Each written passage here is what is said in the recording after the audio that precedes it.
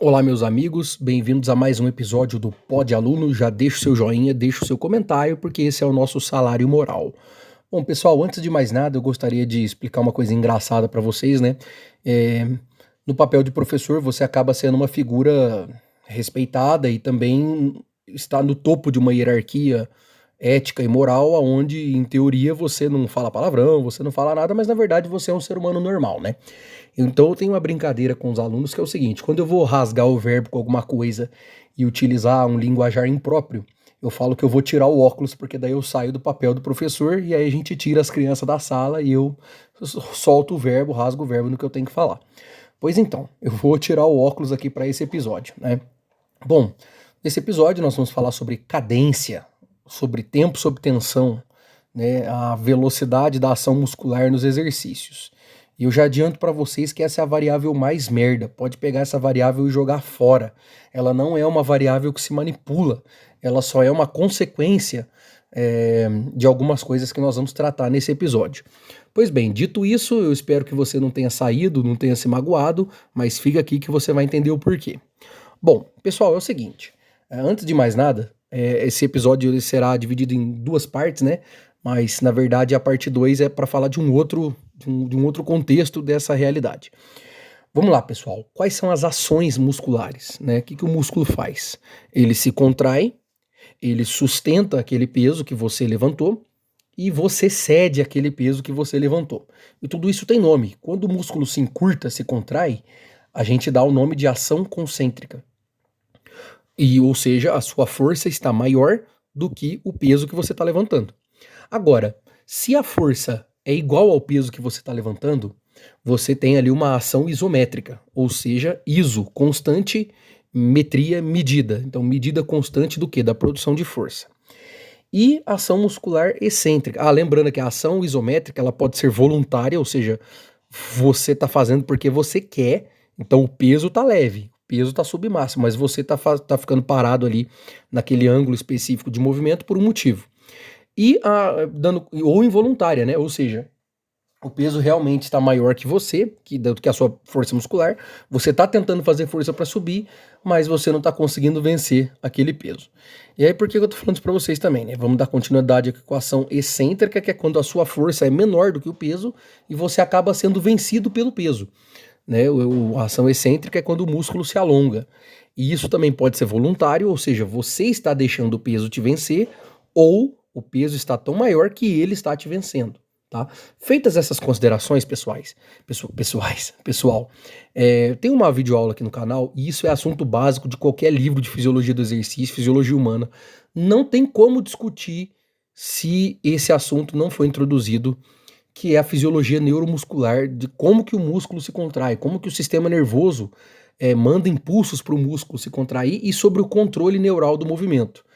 Eu não vou falar isso nesse episódio, porque já tem uma aula grande sobre isso, chamada, né, Recrutamento Ordenado de Unidades Motoras, para falar sobre isso. É a aula de número 80, se eu não me engano, no canal. E mais dando continuidade, né, o que eu gostaria de falar para vocês? Pessoal, por que cadência é uma variável lixo? Por que você não manipula ela? Por causa do seguinte, seja para qualquer objetivo, hipertrofia, força, resistência, a principal variável que você manipula é a intensidade. Ela é o fator qualitativo daquilo que você quer treinar, quer desenvolver. Vocês já viram em outras aulas comigo que o volume é uma consequência da escolha da intensidade. Ou seja, quanto mais pesado, mais intenso, menor vai ser o volume. Não adianta, o cara pode descansar o que ele quiser, o volume vai ser baixo, né?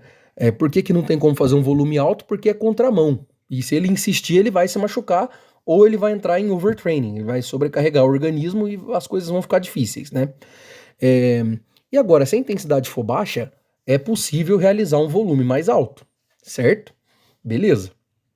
Agora, pausa aqui, se você assistir a aula lá de recrutamento ordenado de unidades motoras, você vai voltar aqui e vai entender o quê? A gente tem um negócio que chama curva força-velocidade. O que eu quero dizer com isso? Pensa comigo, se você colocar um peso muito pesado em um determinado exercício,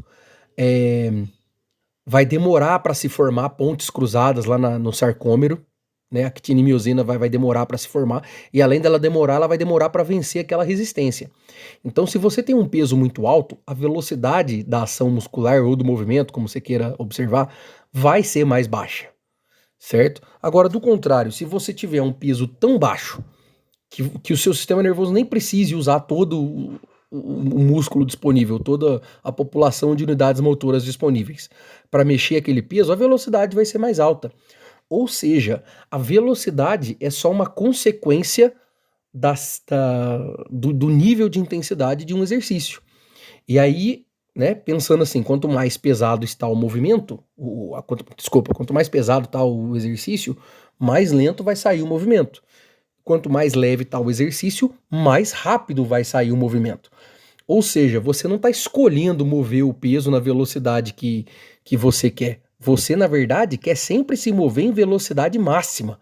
Né? Até abrindo um parêntese aqui, quando a gente fala de cadência, o ritmo, a velocidade da ação muscular, ela pode ser dividida em voluntária ou involuntária. Né? Involuntário, o que eu quero dizer com isso? Você não está escolhendo, você está sempre querendo se mover em velocidade máxima, só que quem determina a velocidade em que o movimento vai acontecer é a carga. Entende? Quanto mais pesado, mais lento, quanto mais leve, mais rápido.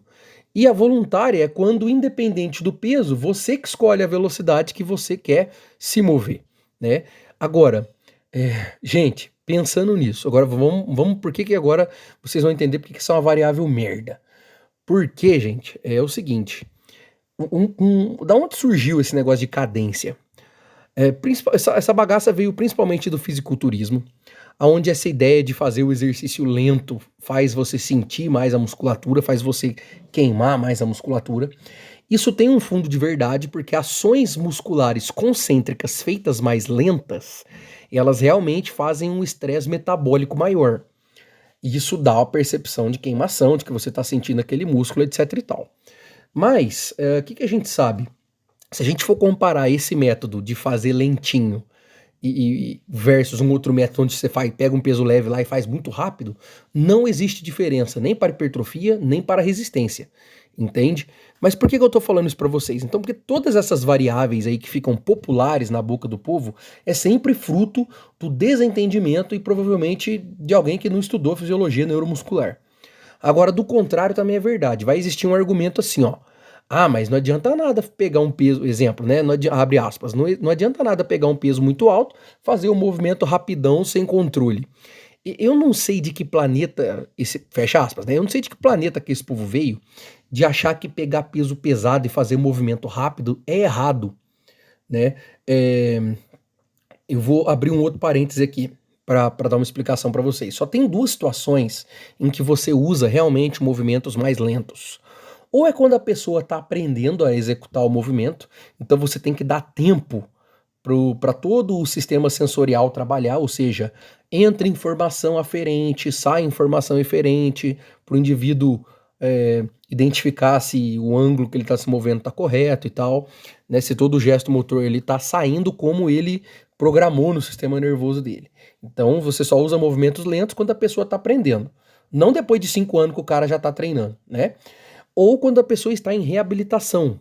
Por quê? Porque daí ela sente dor. E daí para ela lidar com as percepções de dor durante o exercício, saber quando que vai doer, quando que não vai doer, qual que é o limite de movimento que ela consegue fazer, aí você usa movimentos mais lentos. Né? Agora, tirando isso, gente, não tem por que a pessoa fazer movimento lento. Fecha parênteses. Dando continuidade, né? O que eu estava falando antes. O pessoal acha que o movimento rápido e pesado tá errado. A premissa é a seguinte: por que esse pessoal acha que o movimento rápido tá errado? Abre aspas, porque isso daria trancos articulares, solavancos articulares, e isso não seria bom para os ligamentos, para os tendões, etc e tal. Só que quando você pega um indivíduo que está treinando pesado e rápido, você parte da premissa de que esse indivíduo já passou pelo processo de aprendizagem motora. Então ele sabe controlar o início e o término do movimento, de forma que não apresente esses solavancos, esses trancos articulares, né? Ou seja, não é porque tá rápido e pesado que o negócio tá errado. E aí eles vão falar, mas vai machucar, se você fizer rápido vai dar tranco articular. Gente, Olha o levantamento de peso olímpico, weightlifting. Tem cara que levanta mais de 200 quilos para cima da cabeça nos movimentos de arranque e arremesso, gente. O clean and jerk, o snatch. E aquele movimento, por mais pesado que esteja, acontece de forma rápida. E aí? Como é que faz? Onde fica o seu argumento agora? E tem uma outra coisa que é o seguinte: é, alguns movimentos, quando feitos mais rápidos e com mais peso, eles vão ter uma natureza que, esteticamente olhando, fica mais feia do que quando uma pessoa está fazendo um negócio lentinho. E isso não tem nada a ver com certo e errado. Vide movimentos esportivos, olhe os movimentos de todos os esportes e olhe o treinamento que os atletas de elite fazem para os seus esportes. Eles não têm uma aparência bonitinha. Então essa maldição do fisiculturismo, desse negócio de fazer lentinho para queimar mais, para sentir mais o músculo, trouxe essa perspectiva de que se você faz uma coisa mais rápida, mais acelerada e o corpo dá uma balançada, que isso está errado. E não tem absolutamente nada a ver. Por quê? Porque a gente parte da premissa que se a pessoa está fazendo isso, ela é treinada. Ela tem tendões, ela tem ligamentos adaptados para aquele tipo de movimento. Entende? E para fechar com chave de ouro, gente, se você assistiu a aula 80, né, eu suponho, de recrutamento ordenado de unidades motoras, o que acontece? Se você faz lento, você está subutilizando a sua musculatura. Por quê? Porque você poderia estar, né, seu sistema nervoso, você poderia estar usando muito mais músculo, obtendo muito mais resultado e o benefício da força junto com a hipertrofia, do que ficar fazendo lentinho com essa premissa de não pode empurrar e puxar peso porque isso está errado. Aí, pensando nesse aspecto, você pode falar assim para mim: Robert, mas você é um atleta de força, nem todo mundo é um atleta de força. Gente, nem todo mundo é um atleta de força, o que não significa que a pessoa não precise ter força. Uma hora ela vai ficar idosa, né? Só acha que força não é importante porque você ainda não tá velho, porque você ainda consegue subir escada, porque você ainda consegue fazer suas atividades do dia a dia, né? O que a gente treina em idoso? Não é ganho de massa muscular, não, é força. Essa pessoa precisa conseguir se locomover e nem sempre os ganhos de massa muscular estão associados com os ganhos em força. Entende? Então por isso que você tem um bodybuilder todo bombadão, todo grandão, o cara não consegue carregar um armário, aí passa vergonha, entende? Mas enfim, agora, né, vamos dar a voadora com os dois pés no peito para não parecer que é voz da minha cabeça aqui, porque que eu tô bravo com essa variável, né? Então eu acho que vocês entenderam que você não escolhe a velocidade que você vai se mover, você quer sempre se mover de forma mais rápido possível, é claro, tendo o controle das partes mais críticas do movimento, mas você se move rápido, que é para o seu sistema nervoso recrutar o máximo de músculo possível. E por que você quer isso? Mesmo que você esteja treinando para hipertrofia, por exemplo, você vai ter o benefício do ganho de força, gente. Isso é muito importante. Quando você estiver velho e incapaz, você não vai querer estar grandão, você vai querer andar.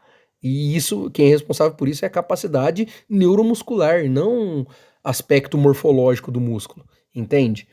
E agora chegando com os dois pés no peito, toda a revisão sistemática com meta-análise, todo o trabalho decente, todo o livro decente que você for ler, vou deixar aqui na descrição, não mostra diferença entre movimentos lentos e movimentos rápidos quando se fala de hipertrofia. Ou seja, você pode ter ações musculares que duram meio segundo e você pode ter ações musculares que duram 8 segundos. Não tem diferença para hipertrofia. Aí você pode pensar assim: se não tem diferença, eu vou fazer devagarzinho. Não, cara, não. Faz mais rápido, aumenta um pouco esse peso para você ter o benefício da força. E vai por mim. Esse peso aumentado que você vai pegar vai gerar mais estresse tensional. Você vai conseguir uma hipertrofia. Sabe aquele cara que você olha que tá parrudo, tá parecendo um tronco de árvore? Você vai ficar daquele jeito, cara. Para com essa franguice de ficar fazendo movimento devagarzinho por causa da técnica. Não é fazer movimento rápido que vai te machucar, não. É controle de carga de treino a longo prazo, entende? E é óbvio que a gente vai sentir o músculo queimar mesmo, né? Por quê? Porque você tá sobrecarregando só um pouquinho de músculo, aquele músculo vai sofrer, tá bom? Bom, pessoal, eu espero que tenha ficado claro. Vou deixar as referências aqui no comentário, como sempre. Me desculpem a braveza aqui, deixa eu colocar o óculos de volta aqui, né? Agora não pode falar mais palavrão. Não usem essa variável de merda. Joga essa variável fora. Pensa em progressão de carga, pensa na relação entre intensidade e volume, estudem e apliquem os métodos, meios e métodos de periodização a longo prazo. E sempre, gente, para de pensar em hipertrofia. Hipertrofia é só um resultado morfológico. Eu ainda vou arriscar dizer aqui, ó, não existe treino para hipertrofia. Você só treina capacidade física. Hipertrofia é uma consequência morfológica perante a qualquer tipo de treino. Entende? Então, se você treinar resistência, força, potência, você vai conseguir hipertrofiar. Isso é tão verdade que até se você fizer um treino merda, você consegue hipertrofiar. Por quê? Porque o músculo é um tecido plástico, ele se adapta, entende? Bom, pessoal, é isso. Então, tá dado o recado. Leiam as referências. Então, leia tudo e assista às aulas antes de vir brigar comigo aqui, fechou? E se for brigar comigo, a gente põe 180 quilos no supino, eu faço do meu jeito, você faz devagarzinho. Vamos ver quem sobrevive. Abrindo um parênteses aqui antes da gente finalizar, existe um outro nome, né, que o pessoal dá para cadência, que é o tempo sob tensão. Pessoal, não é o tempo sob tensão que faz o seu músculo desenvolver alguma coisa. É a tensão, é a quantidade de tensão, não o tempo. O tempo, você não vai fazer ele na mesma série, entende? Senão você faria uma série infinita e aí o músculo iria crescer. Não é assim. É a quantidade total de estímulo ao longo do tempo e não num único momento de ação muscular. Então não é o tempo sob tensão, é o tempo total final sob tensão e a quantidade de tensão que o músculo ficou. Entende? Bom, é isso. Fecha parêntese. Um abraço, deixe seu joinha, deixe seu comentário e que a força esteja com vocês.